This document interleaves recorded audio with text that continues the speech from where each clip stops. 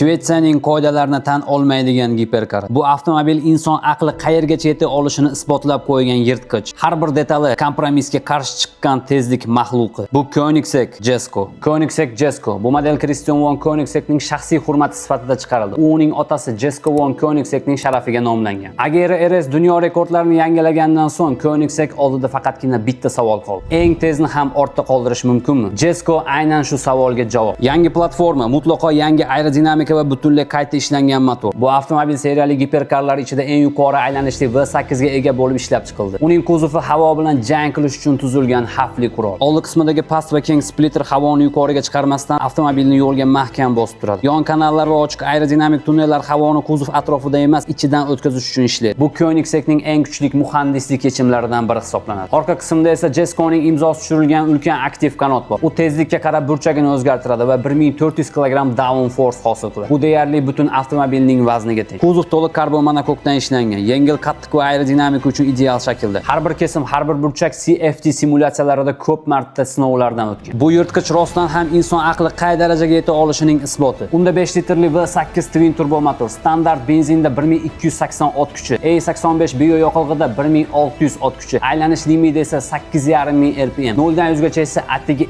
2,5 sekund. Koenigsegg bu motor uchun o'zining ploskiy kranshaft tizimini ishlab chiqqan. Vibratsiya kam, reaksiya esa juda tez. Bu motor gaz bosilganda to'xtab turmaydi, u hujum qiladi. Jeskoda oddiy korobka yo'q, bu yerda light speed transmission bor. 9 bosqichli, lekin steplenasiz. Istalgan peredachadan istalganiga 0.100 dan 2 soniyada o'tadi. Bu maxluq rekord degan tushunchani o'zi qayta yozib qo'ygan giperkar. Bu maxluqning rekordlarini esa sizlarga qoldirdim, kommentariyaga yozib keting.